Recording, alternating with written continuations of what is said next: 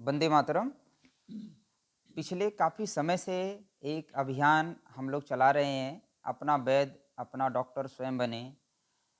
और जैसे हम अभियान चला रहे हैं, तो वैसे ही हमारे साथ में एक बहुत ही विशेष वैद्य जी हैं, जो कि इनसे मैं पहले 2 साल, डेढ़ साल पहले ऑलरेडी मैं मिल चुका हूँ। वैद्य जी का कुछ वीडियो मैं बनाया था और फिर से मेरा सौभाग्य हुआ वैद्य जी के पास आने के लिए, क्योंकि वैद्य जी ने कुछ जो उनके ग्रंथ है, करीब उनके जीवन का जो एक ये बोल सकते हैं निचोड़, उन्होंने ये बहुत विशाल एक ग्रंथ तैयार किया है, 800 पेज का।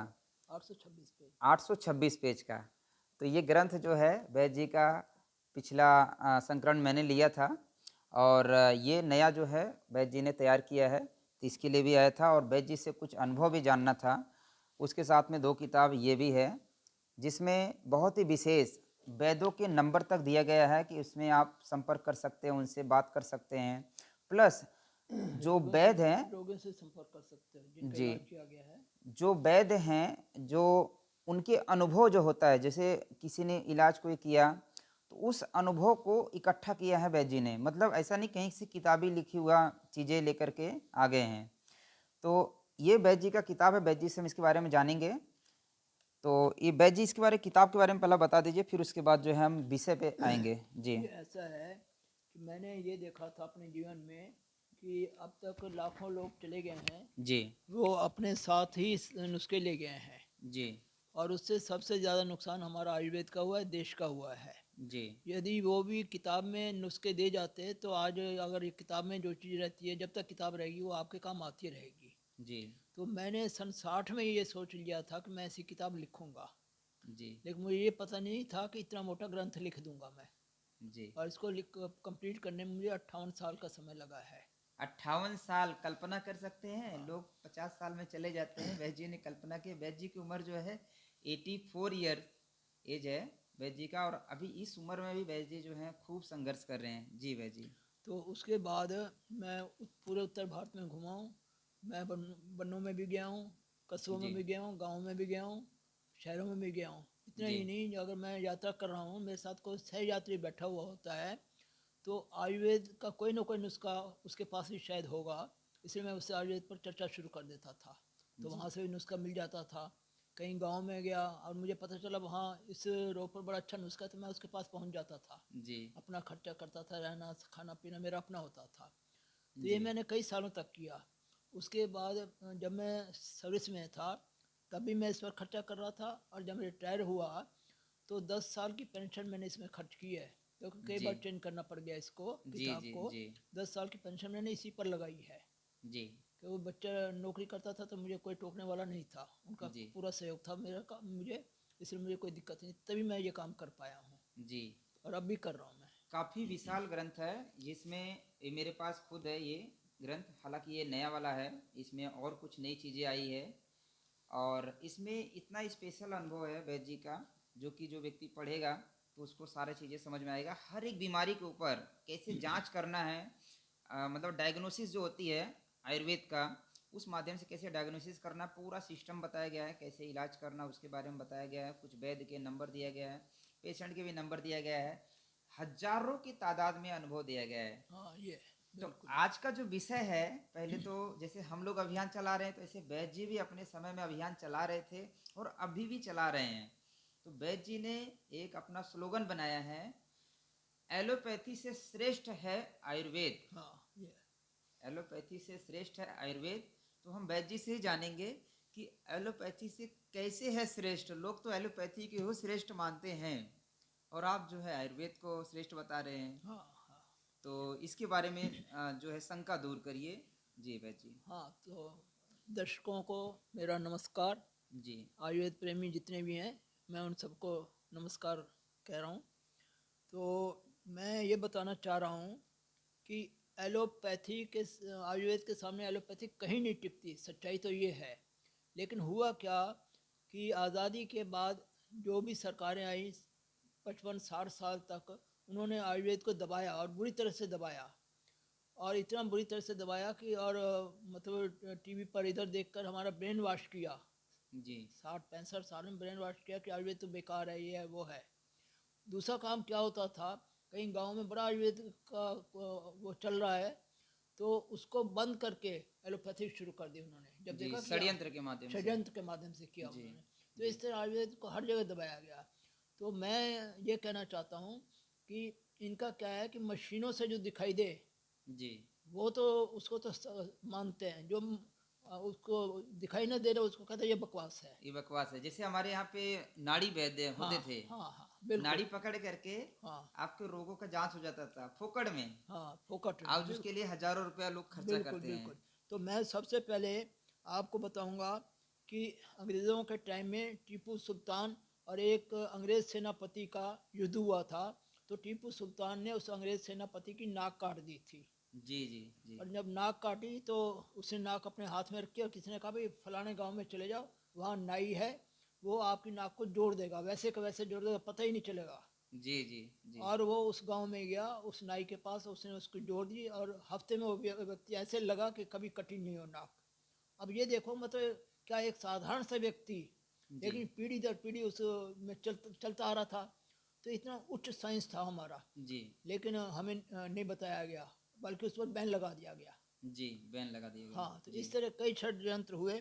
दूसरा जो षड्यंत्र हुआ, एक इंद्र सिंह भटनागर थे राजस्थान में। जी, तो वो धन्वंतरी पीढ़ी से चल रहे थे।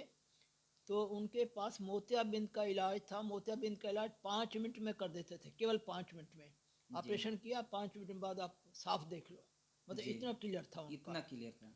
जी, तो उन्होंने क्या किया कि ये विद्या मेरे साथ ना चली जाए, इसलिए उन्होंने एक विद्यालय खोला था, जिसमें उन्होंने इसका शिक्षण देना शुरू किया था।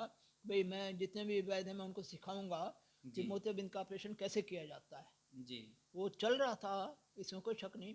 लेकिन क्या हुआ कि 1984 में मेरठ में जी, एक एलोपैथी का आई कैंप लगा था। जी, उसमें 100 आदमी अंधे हो गए थे।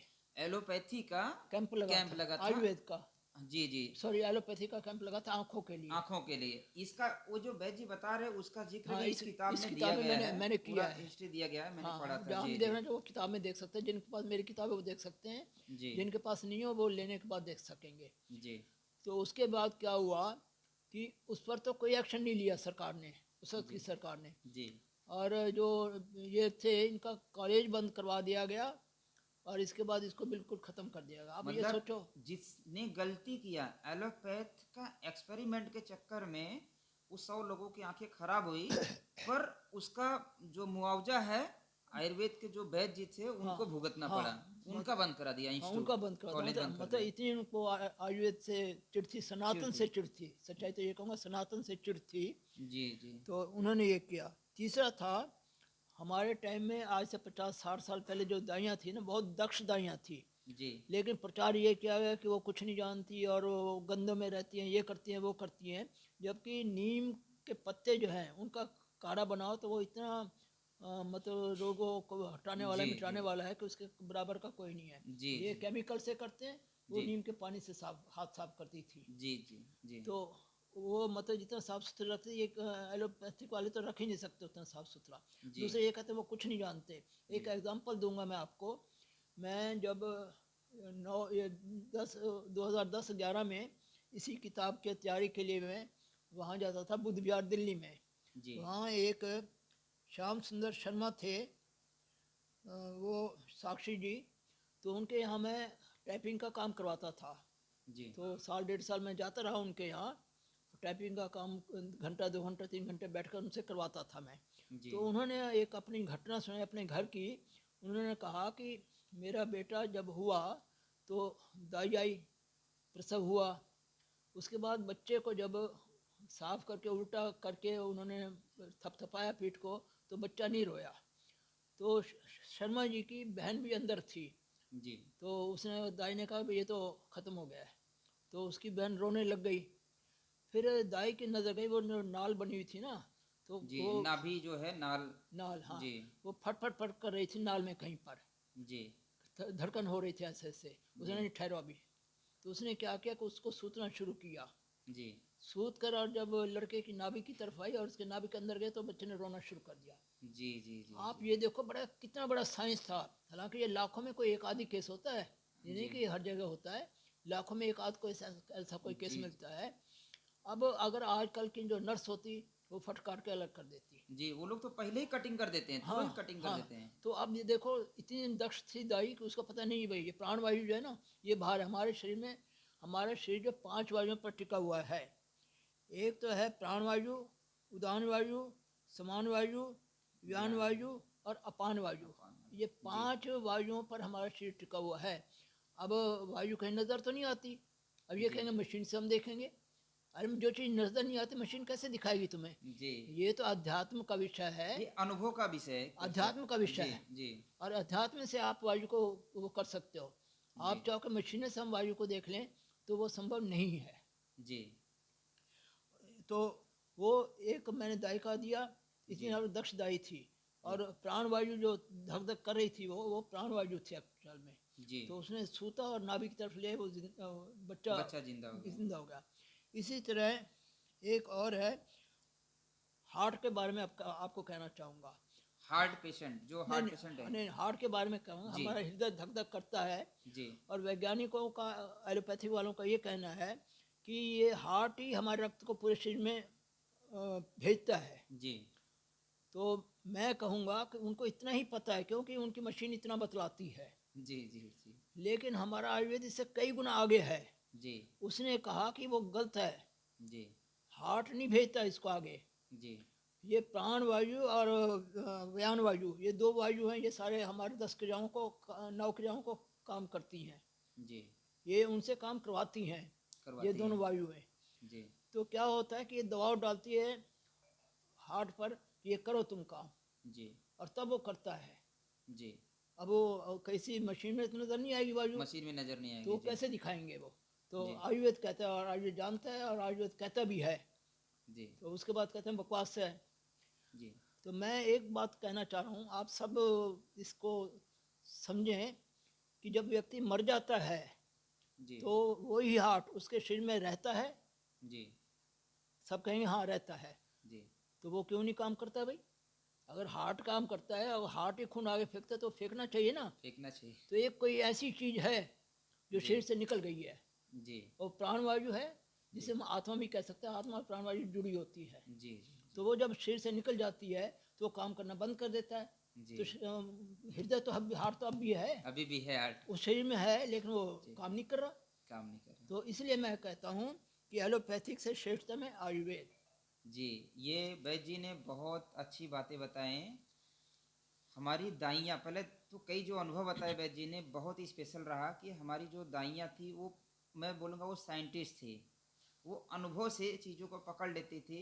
इसका एग्जांपल मैं एक देना चाहूँगा कि आज के जितने मॉडर्न लोग हैं, मॉडर्न लोग जितने भी हैं, हम देखें अगर, तो जितनी भी माताएं बहनें आज लगभग 90% 80% डिलीवरी जो है सीजर से हो रही है। हाँ बिल्कुल हो रही है। और वही दाइयाँ पहले नॉर्मल डिलीवरी घर पे कराती थी, जीरो बजट, बिल्कुल सही। कोई खर्चा नहीं होता था। हाँ तो ये एक बहुत प्यारा अनुभव है कि हमारे जो चिकित्सा है, पारंपरिक जो ज्ञान था, आयुर्वेद का ज्ञान था, और जो हमारे ऋषि मुनि ने जो अनुभव के माध्यम से ग्रंथ लिखे थे, जो हमारे पारंपरिक वैद्य कार्य करते थे, ये बड़ा विशेष था। ये कभी भी इसको व्यवसाय का रूप नहीं दिया गया था, पर आज के टाइम पे जो है ये व्यवसाय का रूप बन गया है। इसके लिए जो है कंटिन्यूअस नया नया नया नया एक्सपेरिमेंट होते जा रहा है, और आदमी जो है बीमार होते जा रहा है उसी के चक्कर में। वैद्य जी, मैं चाहूँगा कि ये एक बार किताब जो आपने ये छापा है, इसकी कीमत बता दीजिए। इसकी कीमत 2500 रुपये है। और कोरियर पैकिंग समेत मैं 2300 में दे रहा हूँ इसे।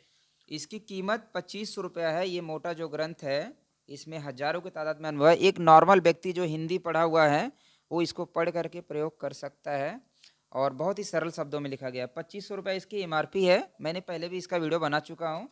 पर 2300 रुपया में कुरियर समेत जाएगा। मतलब अगर कुरियर भी करने जाओ तो कम से कम 200-250 रुपया अप्रोक्स कुरियर का लग जाता है, पैकिंग का लग जाता है, 300 लगते हैं। 300 लगता है।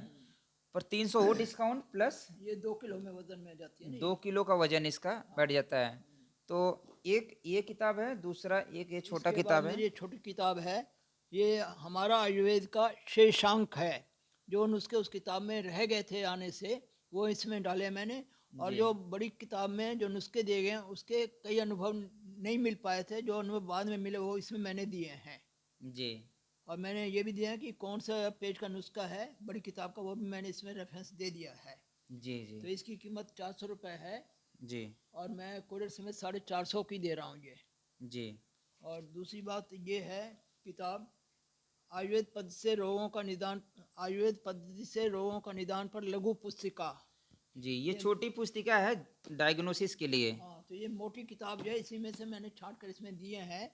जी इसमें क्या है कि आप जीभ से, नाखून से और आँखों से, आप मूत्र से। मूत्र से चेक करके आप बता सकते हो। अब मोटी किताब तो आप कहीं ले नहीं जाओगे, ये किताब आप हर जगह ले जाओगे। जी जी जी और जी ये मैं इस किताब के साथ फ्री दे रहा हूँ, मोटी किताब के साथ फ्री दे रहा हूँ, तो जी इससे आपको बड़ी सुविधा होगी। जी।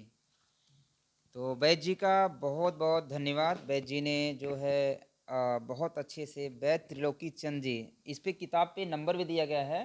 मैं चाहूँगा कि एक बार नंबर आप बोल भी दीजिए, मैं वीडियो में दिखा भी दे रहा हूँ नंबर, आप देख सकते हैं। ये नंबर है इस पे 9 8 7 9871। 1 7 5 3 9 8 8। जी मैं फरीदाबाद हरियाणा से बोल रहा हूँ। जी, बहुत बहुत धन्यवाद वैद्य जी का। अपना वैद्य स्वयं बने, अपना डॉक्टर स्वयं बने, ये अभियान काफ़ी समय से मैं भी चला रहा हूँ। हमारे पुराने वैद्य जितने भी वैद्य हैं सभी लोगों के पास मैं जा जा कर के उनके अनुभव इकट्ठा कर कर के आप लोगों तक पहुँचाने का प्रयास कर रहा हूँ। और वो ज्ञान विलुप्त ना हो, मकसद यही है कि वो ज्ञान जो है लोगों तक पहुँचे और लोग अपना वैद्य अपना डॉक्टर स्वयं बने। तो कोई क्वेश्चन रहेगा, कोई सवाल रहेगा तो आप कमेंट कर दीजिएगा, उसका जवाब प्रयास करेंगे, समय निकालते ही दे देंगे। तो वैद्य जी का भी बहुत बहुत धन्यवाद कि इतनी उम्र में वैद्य जी मेहनत कर रहे हैं और काफ़ी संघर्ष करने के बाद जो है उन्होंने ये किताब अपने जीवन का निचोड़ एक तैयार किए हैं। तो आप खरीदिए इसको और प्रयोग करें। वंदे मातरम।